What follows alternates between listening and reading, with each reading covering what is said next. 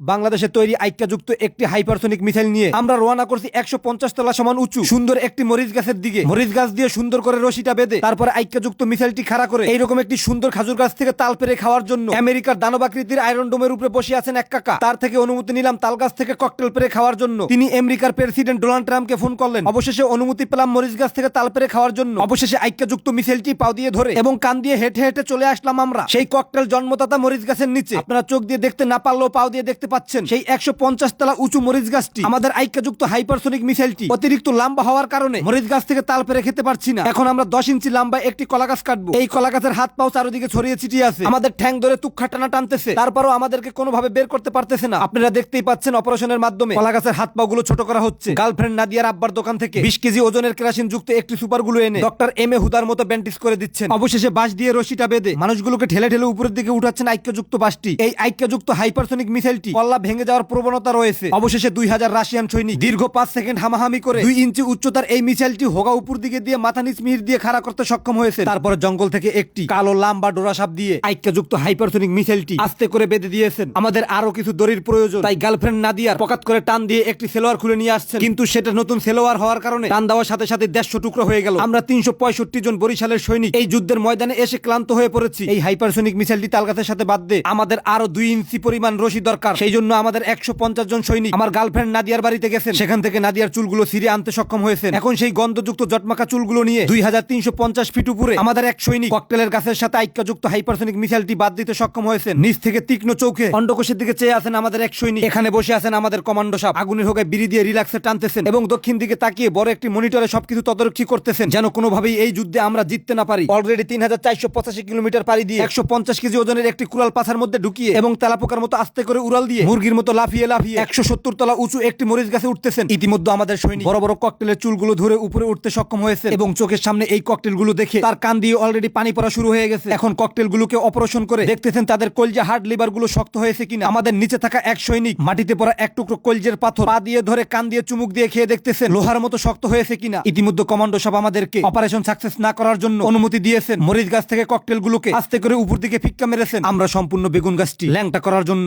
আমেরিকার president Donald ট্রাম্পকে phone করেছি। তিনি বলেছেন মাত্র 2 পিস রেখে বাকিটা আমাকে দিয়ে দিবা। সম্পূর্ণ বেগুন গাছটি ধীরে সুস্থে আমরা অপারেশন করতেছি। হঠাৎ করে একটি ককটেল বোমার বস্তা আমার দিকে ধেয়ে আসছে। আমি ঠ্যাং দুহান কাঁধে নিয়ে হাত দিয়ে আস্তে করে দৌড় মেরেছি। একের পর এক টমেটো গুলো নিচ থেকে উপর দিকে উঠতেছে এবং কি ধাপাস ধাপাস শব্দের কারণে আশপাশের শিয়াল কুত্তা বিলাইগুলো সব চলে এসেছে। দীর্ঘ 3 ঘন্টা শুটিং শেষে বিড়ালের মতো করে নায়ক এন্ট্রি নিয়ে উপরের দিকে ধেয়ে ছুটে চলেছেন। এই ধরনের যাত্রাপালার শুটিং দেখতে ব্যাঙ্গের মতো করে আস্তে করে একটি ড্যান্স দিয়ে আমার এই ভিডিওটি শেয়ার করে দিয়েন, যাতে করে আপনার ফ্রেন্ড লিস্টে থাকা বন্ধুগুলো আমার এই ভিডিওটি যেন দেখতে না পারে সেই প্রসেসিং করে দিবেন। এখন আমরা ককটেলগুলোকে চামচ দিয়ে কেটে ভিতরে থাকা গান পাউডার গুলোকে কান দিয়ে ঢুকিয়ে মাথা দিয়ে চিবিয়ে সুন্দর করে ভাজি করে খেয়ে নিব। যদিও এগুলো থেকে ক্রিস্টালের গন্ধ আসে, তারপরও আমি আপনাকে মিথ্যা কথাই বলবো। এই কুয়াশাযুক্ত প্রচন্ড গরমে এই ককটেলগুলো খেতে খুবই সুস্বাদু লেগেছে আমার কাছে। যদিও দেখতে রসমালাইয়ের মতো কিন্তু খেতে একেবারেই করল্লার মতো। এই ধরনের ককটেল যদি আপনার বাড়ির আনাচে কানাচে থেকে থাকে তাহলে এক্ষুনি গাছের গোড়া কেটে এগুলোকে খেয়ে নিন। তাই আজকের মতো বিদায় নিলাম আমি নাহিদ ইম্পিয়ার। পরবর্তী ভিডিও নিয়ে দেখা না হতে পারে, কারণ নিঃশ্বাসের গ্যারান্টি নাই। সবাই ভালো থাকবেন, আল্লাহ হাফেজ।